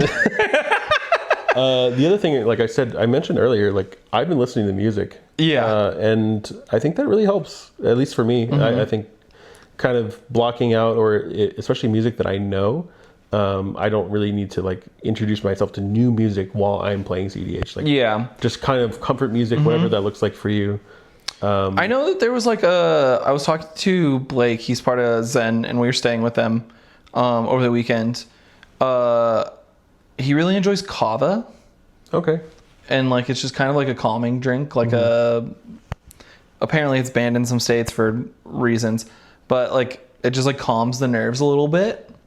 It's like something like that, especially like if you're going to if you get nervous in tournaments, like figure out like not like a way to not have that happen. Yeah.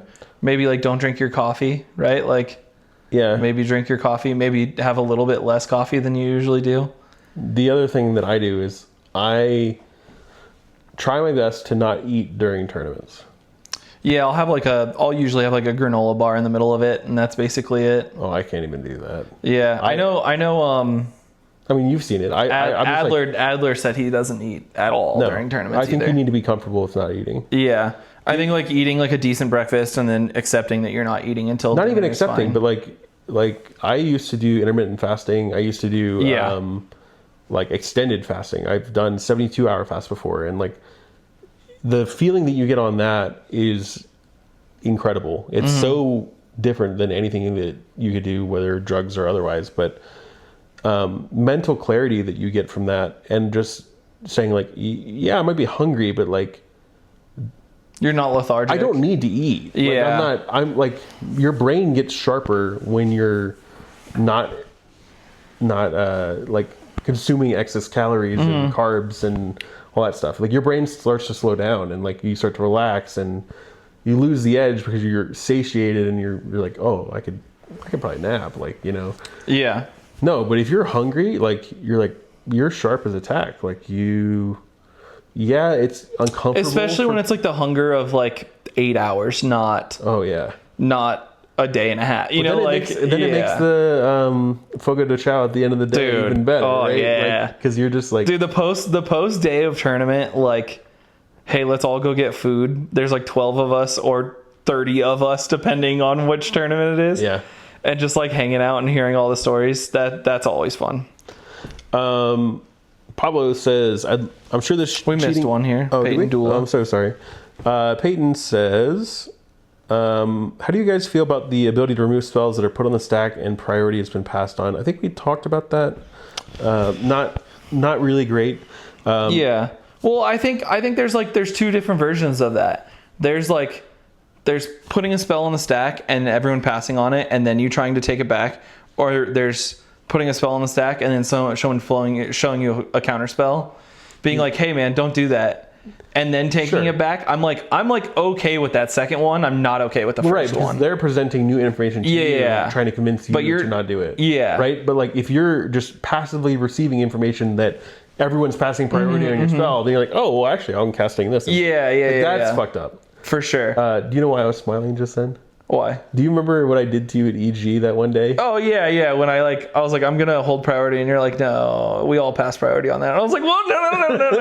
Austin, I don't even remember what the spells were, but you cast a spell. I cast a dark or a Cabal Ritual, but I needed an extra card in my graveyard to get an amount of time, and it said I'm holding priority. I was like, what are you doing? Like you can't hold priority after 10 seconds when everyone's passed. It wasn't 10 seconds, dude. Okay. It's fine. It's whatever. Yeah. But yeah, no, I do remember this. Yeah, that's funny. But I do. But we were also, speaking of which, we were also practicing for a tournament. I was like, I would do the same thing to you if I was your opponent in a tournament. I would say the same thing. That's true. I would say, like, Judge, we've all passed priority on this. How is he allowed to hold priority on the spell? Yeah. Right? Like, and you're like, it's kind of a good point. Like, at that time, we were practicing for a tournament. Yeah, for sure. I think it was for Heisenberg. That sounds right. Yeah. All right, I'm gonna blow through these real fast. By the way, Pablo Sanchez is that TNT player that I was telling you about. Oh, nice. Yeah. Pablo says, I'm sure the cheating scandal will come up, but I'd love to hear your thoughts on that player being able to come back for the redemption event. I don't know about that. I think it's a bad look, but I also think it's up to the tournament organizers to use their best judgment for that. So if they want to do that, that's really up to them. What felt weirder and was probably not a good look for Max is going on to stream and casting the same tournament in which he was DQ'd from. Okay, I have a little bit of insight into this because I talked to Max before this happened. He's like, I think this is insane. I'm going to go do it because I think it's funny. And I'm like, that's crazy, dude. Like, I was like, first of all, I do think it's funny. I think this is a bad idea. Yeah. I just like that's crazy. Read the room. Yeah. And I think the same statement of maybe you probably shouldn't be playing in the redemption event of this tournament is also my statement of read the room. I don't think you should have played. That's my opinion. All right. Hazen, another local, says, with the format continuing to speed up, what are some long-term changes that you think will occur? Do you think it will slow down? Or do you think people will just continue to critically optimize their decks? I think... okay, I was listening to Jordan Drake talk about this, actually. And he thinks that this turbo meta is, like, not going to continue for very long. That's a take you can have. All it takes is people to stop playing so greedy, right? Like, all it takes is a few players to be like, oh yeah, we can't just mulligan our interaction away every game, and the format goes back into mid-range, which is like his take, and I'm like, oh, that's a reasonable idea to have. But I think you give it any light to the idea, I think you start to realize that the greatest EV that you can have, expected value, is putting wins on the stack. Yeah, I get that. I do think that they're like those players that we're already seeing players be like, okay, like how do we get back into that mid-range game plan because they feel comfortable, and people are like, oh, we need to slot Dranith back in, we need to slot whatever back in, and like all it takes is like the turbo players right now, and this is both me and you included at this point, really, is like all it takes for us to not have the success that we're having is people to be more responsible, because we are actually just like eating the mid-range decks that are not being responsible right now, right? Like that's the idea is like oh, like they mulliganed so hard for Rhystic Study. I didn't tell you this, but this weekend someone was very responsible towards me. I had a turn 1 Rhystic with my break trapped. Couldn't say anything about it. They wouldn't, you know. I mean, okay. It's kind of acceptable. Turn 2, cast Jessica's Will for the card mode.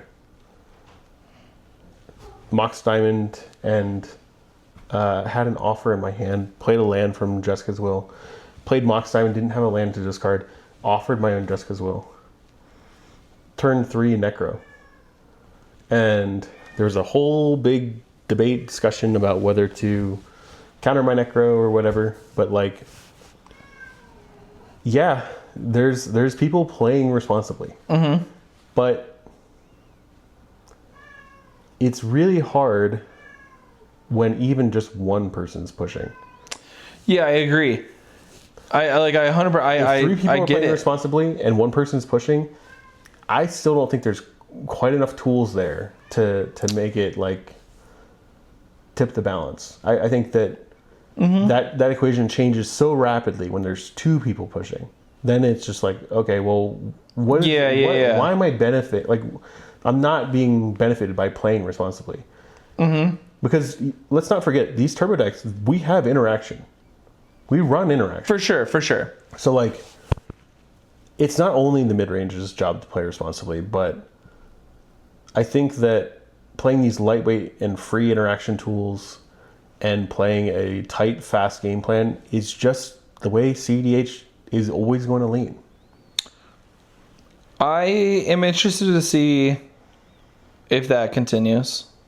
I mean, like, I think that this format constantly is on a pendulum, and right now we're leaning towards turbo, but like, I don't know. It's really hard to like look at what the format looks like in 3 months. Like I think people are having fun, which is part of the problem. People are having fun, which is crazy. More people are having fun now than they were having in the mid-range meta earlier this year. That is true. Even though we enjoyed it. Yeah. I think that overall more people are having fun right now, so I think it's going to be here longer. Yeah, but I mean, so I think I like what I'm saying is that like this and semi-blue attacked the mid-range meta in certain ways, right? Like people are like, okay, mid-range hell is like not here to stay when it comes to like most people. And like they're like, how do we attack it? Like how do we attack this idea? And like that same equation is going to continue happening, right? Like people are going to be like, okay, now we're in a turbo meta. How do I attack this, right? And like, how do we get over it? Like, how do we stop it? And like, we'll go to that cycle. We'll go to that side of the pendulum, in my opinion.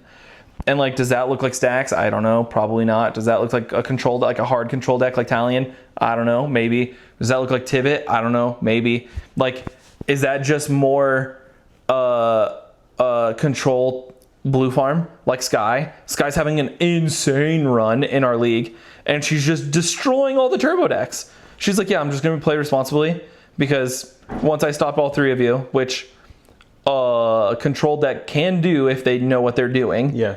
Then she's like, yeah, we'll get into my advantage plan and you guys, good luck. Right? Like, I don't know what that looks like. I don't know. Right? I think things are pretty balanced right now. I agree. We've seen mid-range decks do well. We've seen turbo decks do well. Things are fairly turbo, but is it 100% turbo? No. No. Is it like even 50%? No. I think it's just more than what everyone's used to. Yeah. People are just like uneasy because they're like, no, this isn't how I've been playing, right? Like, oh, I have to figure out, this is a different dynamic that I'm used to, right? And it's like, what does that look like?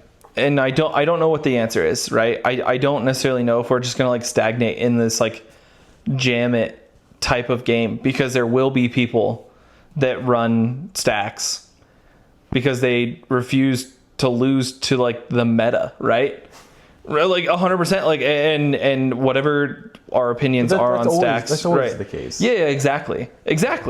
And so I think that the format's just ever changing, and I think trying to predict what the format is going to look like in 3 months is impossible, like realistically. Yeah. Because we've been consistently wrong. The last part of Hazen's question, will people continue to just try to optimize their turbo decks? Like, yeah, that's what I'm doing. Yeah. I mean, we're going to consistently keep getting new pieces and new tech, and of course we're just going to continue optimizing and getting faster, right? Like, just wait until Modern Horizons 4 or whatever the next crazy set is. I'm thinking about cutting Fierce and Swad. Because you're like not ever casting your commander. I only cast SWAT because I had surplus mana from a Burgie on the front side, which I never do. And then Fierce has been like dead because I'm never casting my commanders. I was like, do I just run Brea so I have an extra card slot? Or 3 extra card slots? Yeah. I mean, that's where I'm at. Like, I'm real close, dude. Like, dude, I was talking to Jace, right? And we're about to get to his question, but he was like, dude, stop playing like TNT, like play Atraxa, because like your plan like shouldn't ever cast your commanders.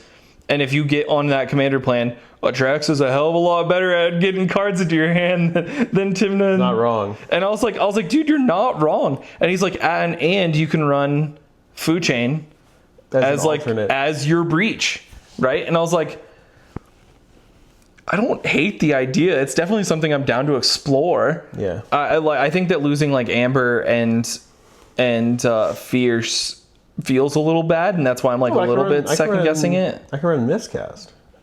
Yeah. You know what I mean? Like, and like Amber's probably still fine because the deck is loaded with legendaries. 3, Miscast is always 1. Yeah. I don't know. I definitely think that like a Turbo Atraxa deck is something that I'm interested in exploring probably after Fishbowl. Especially when Cabbage Man gets printed, you're just like, oh wait, I have all of the mana to cast Atraxa. Sounds great. Yeah. But yeah, I think that like people are just like going to constantly optimize. Yes, 100%. Like, of course they are. Yep. That's why we're all in this format. All right, last question of the day. Is Jason Doan washed? Hey, absolutely, dude. The guy hasn't been getting his Jason Doan luck lately, and it's showing, dude. Yeah, he's been having a rough go of it, and by a rough go of it, I mean he came in 3rd last Saturday. Yeah, dude. Well, that's washed for him. He didn't actually win the tournament. Yeah. Hey, I won Saturday. Yeah. I was not expecting to. I went 2 draws and then won a game, and then I look at the board. I'm like, oh my god, I'm in top 4. Oh my god, I'm not 4th. That's crazy. Yeah. It was. Huh? There's just that many draws. Players too. That many draws. Mm-hmm. Yeah, and I'm like that. That's wild. Yeah. So. That's wild. Hey, like not all of our tournaments are like that. Sometimes we just have really high points. Sometimes we have all draws. Like 2 weeks ago, Jordan on the 4-rounder, he got 12 points, and he's like, I'm 4th seed. How did that happen? Yeah, that's a lot of points. Yeah. And then he's like, everyone else was at 16 because they all had 15 and then drew. Jace says, when do I get to go on the podcast? Dude, you're welcome anytime. Dude, you're welcome. Honestly, I love... He's out there and his ideas need to be heard. I think he's accepted cutting Decon Thoracle from farm. Hey, flex slots. Flex slots, yep. I'm thinking about... I'm like real close to thinking about Wheel as a flex slot. I can't remember the last I think I'm cutting Twister out of I can't remember the last time I cast Wheel. Yeah, that's what I'm realizing. I don't even think... It's not necessary. I don't think it's necessary at all. Well, we've talked about a lot of interesting things on this podcast, and we've had a few equipment issues, batteries dying, and all kinds of random stuff. And I'm sure our fair share of controversy that will people argue about in the comments. So, naturally. Please. They're gonna be like, you guys went too easy on Max. Keep it civil. And we'll I don't know. Well, I guess we'll just leave it there. Yeah. Anything else for the good of the order? I don't think so. I'll see you guys at Fishbowl. I'm probably gonna take this weekend off from playing, spending some time with a girlfriend. Wait, this thread on adnos.gg says you are playing Glarb wrong. That's you, dude. Yeah. They're like, wait, Citadel's not in your deck. You shouldn't be playing Glarb anymore. I'm not playing Glarb, so am I playing it wrong? Yeah, it's true. Oh shit. Yeah. Well, you still have it sleeved up. Yeah, it does exist. It does exist. Anyway, check out adnos.gg for some of your favorite forum threads if you want to blast from the past from like 2000s. You want to go back to old forums, message boards and forums. It does feel good though. Yeah. To like look at it, you're just like, oh, it's clean. It kind of like hits that nostalgia drip, dude. Yeah. All right, that's it for now. We'll see you. See you next week. Bye. Bye.